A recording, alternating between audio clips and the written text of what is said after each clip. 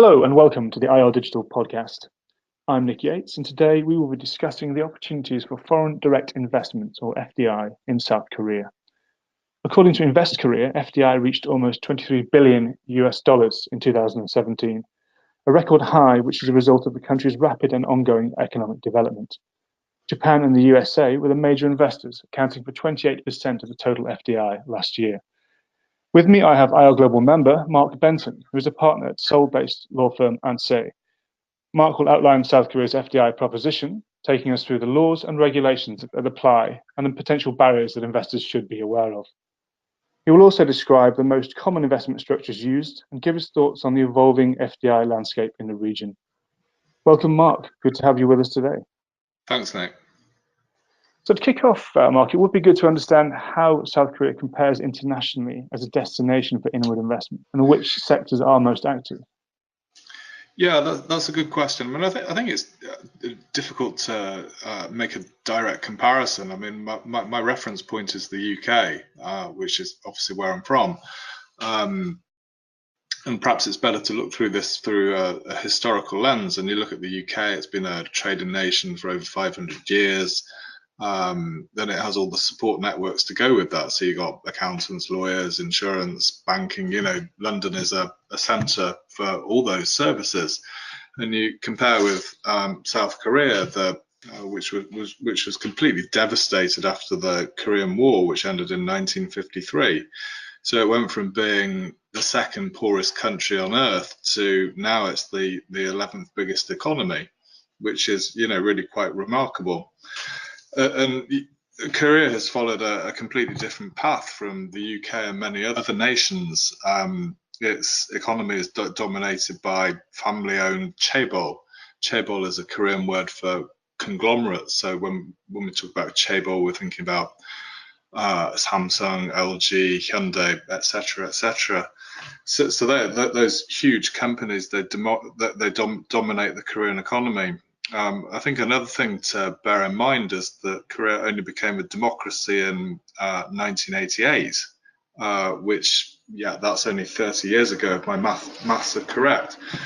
So on one level you have these highly developed tech industries, and on another you have formative democratic institutions which are kind of catching up. But in other respects, the democratic process here is really quite robust. I mean, I don't know if you remember last year, and actually went into the year before, there were significant demonstrations against the previous President Park Geun-hye, and that forced her removal from office. So yeah, in many ways, the democracy, the court system, the legal system, it's becoming, much more robust. So that's obviously a very good thing. Yeah, it's interesting. I guess you've got a rapid development clashing with the traditional structures. Yeah, it'd be interesting to know how you think the sort of key laws and regulatory authorities are dealing with that and governing foreign direct investment, and whether there are any sort of incentives for foreign direct investors. So, sorry, yeah. So I think again, we need to look at this from a historical perspective. As I said before, Korea has been dominated by these huge conglomerates. And towards the end of the 1990s, there was the Asian financial crisis. And those conglomerates, they suffered hugely. In fact, the whole Korean economy suffered hugely. But at this point, the Korean government wanted to encourage foreign investment into Korea, so it enacted the Foreign Investment Promotion Law, which is now the main law governing FDI in South Korea.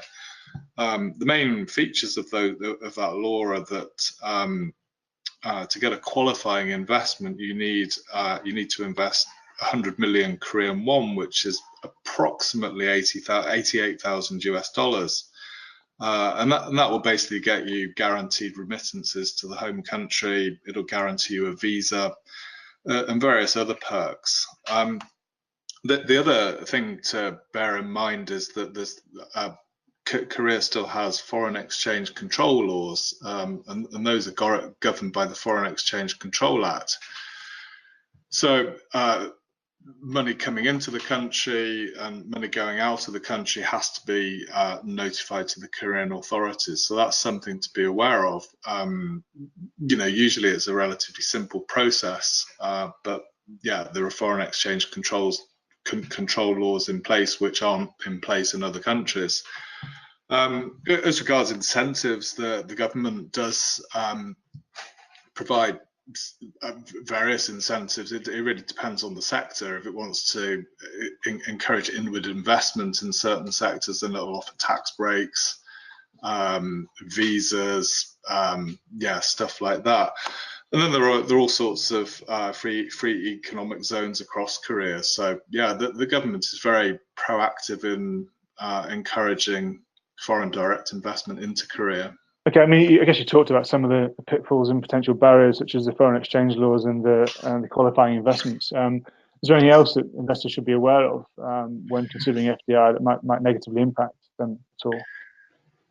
Yeah, I mean, I think, to be fair, the Foreign Investment Promotion Act, it's designed to encourage foreign investment into Korea, and the Foreign Exchange Control Act it's a fact, and at the moment it's not an issue, and I don't perceive it to be an issue. And I think in general terms, Korea is a very good place to do business. It's got a very highly educated, English-speaking workforce. There are, obviously a few downsides. One of them is that it's perhaps it's a Confucian society, and that tends to lead to a kind of rigid hierarchical structure in the workplace. So and that's compounded by all the men having to do military service. So some companies are, really quite rigidly hierarchical and sort of run almost in the way that an army would. Although that is changing. The flip side to that is that Koreans tend to be very, very pragmatic. If they want the job done, they'll get it done, and they'll get it done quickly. I mean, there's an expression called bali bali, which means quick, and that's kind of Korean culture. Things are done quickly, if they want them to be done quickly.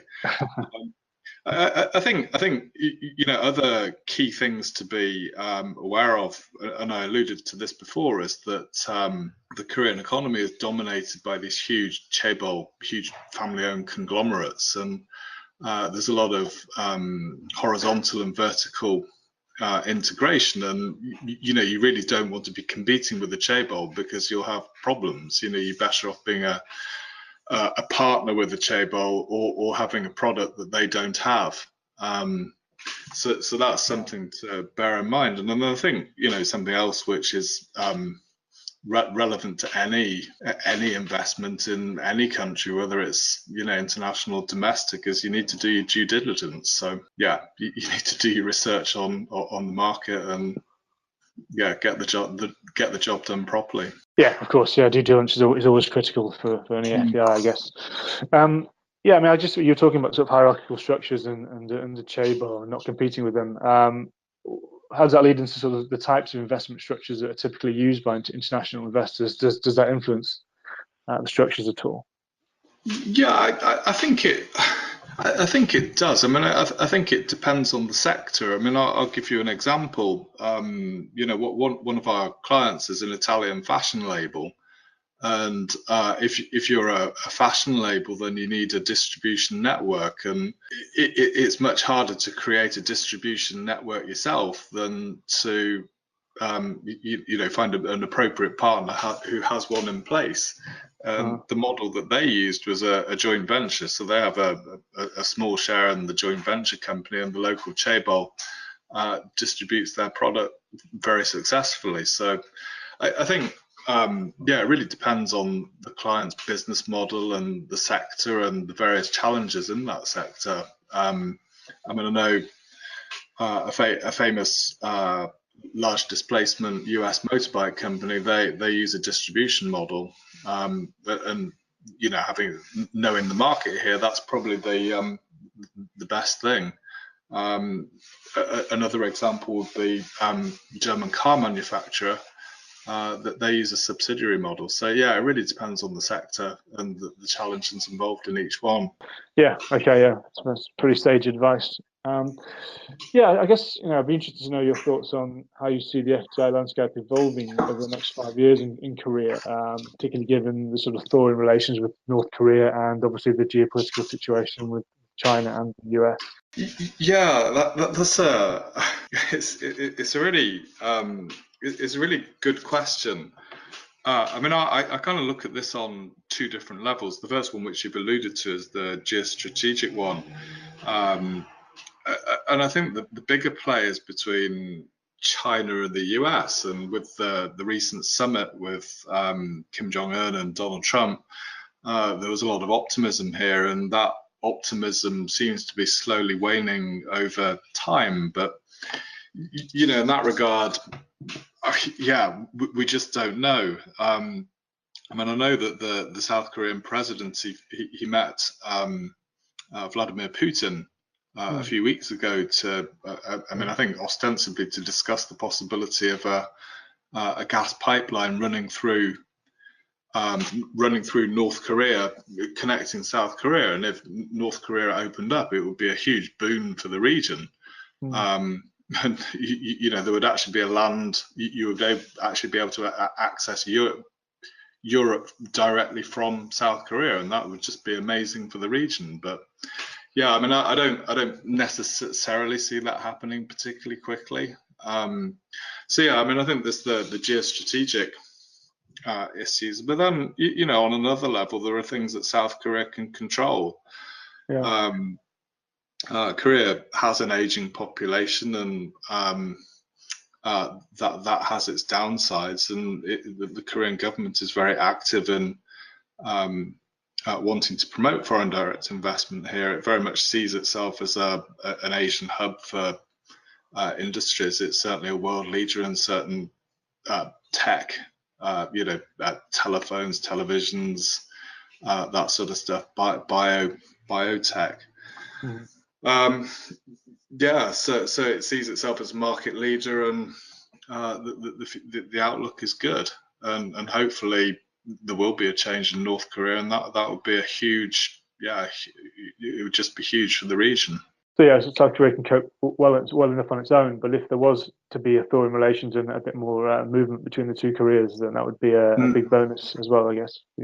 We'll just have to see on that one. I mean, it's kind of a binary thing, It's either thermonuclear war or yeah. No, I shouldn't say that, but yeah. I mean, I think everybody is hoping that there will be a resolution to this, and if you look through history, the Irish question, generally sooner or later these issues are resolved, and the South Korean president, this is the focus, the main focus of his presidency, whereas previous presidencies it hasn't been such. So yeah, we'll see. Yeah, well, let's hope so. We're all hopeful for that. Yeah, okay. I guess finally, I did want to ask you about how AHNSE is helping its foreign clients to invest in South Korea. Is there anything in particular that you're doing for clients at the moment you'd like to talk about? Yeah, I mean, we're more than happy to speak to new clients who want to invest in South Korea. This is an area that we have a lot of expertise in. We have a lot of expertise in many sectors. And we'll do what we can to help. We're always happy to take a telephone call, not charge for it. And we've been around for some time, and we've got a good network of trusted third-party suppliers, patent and trademark attorneys, market entry consultants, etc., etc. So yeah, we can be a conduit for good professional services. And like I say, we're always happy to help. Okay, excellent. Yeah, it was very, very interesting insight, Mark, into South Korea and FDI. So listeners who wish to learn more about investment in South Korea can find further details on the AHNSE website, www.ahnse.com. You can find more information about the IR Digital podcast series at www.irglobal.com.